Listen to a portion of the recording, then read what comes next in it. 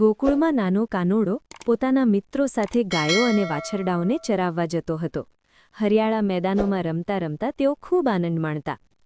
પરંતુ મથુરામાં બેઠેલો દુષ્ટ કંસ હજુ પણ ડરતો હતો.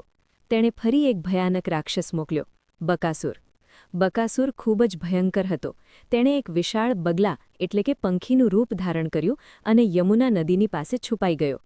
એક દિવસ કૃષ્ણ પોતાના મિત્રો સાથે યમુના કિનારે પહોંચ્યો. બધા બાળકો રમતા અને પાણી પીતા હતા. અચાનક બકાસુર વિશાળ બગલા રૂપમાં આવીને કૃષ્ણ પર હુમલો કરે છે. તે પોતાના લાંબા ચાંચથી કૃષ્ણને ગળી જાય છે. કૃષ્ણના મિત્રો આ જોઈને ડરી જાય છે અને ચીસો પાડે છે. પરંતુ બકાસુરના પેટમાં પહોંચતા જ કૃષ્ણ પોતાની દિવ્ય શક્તિ બતાવે છે. તેનું શરીર એટલું ગરમ થઈ જાય છે કે બકાસુર તેને સહન કરી શકતો નથી. બકાસુર તરત જ કૃષ્ણને બહાર કાઢી દે છે. પછી કૃષ્ણ તેના ચાંચને બંને હાથથી પકડીને જોરથી ફાડી નાખે છે. આ રીતે બકાસુરનો અંત થઈ જાય છે. કૃષ્ણના મિત્રો આ અદ્ભુત દૃશ્ય જોઈને આશ્ચર્યમાં પડી જાય છે.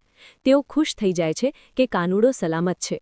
ગોકુળમાં પાછા જઈને બધા લોકો આ વાત સાંભળીને ચકિત થઈ જાય છે. બીજી તરફ કંસનો ડર હવે ખૂબ વધી જાય છે. તેને ખાતરી થઈ જાય છે કે કૃષ્ણ જ તેનો અંત લાવશે.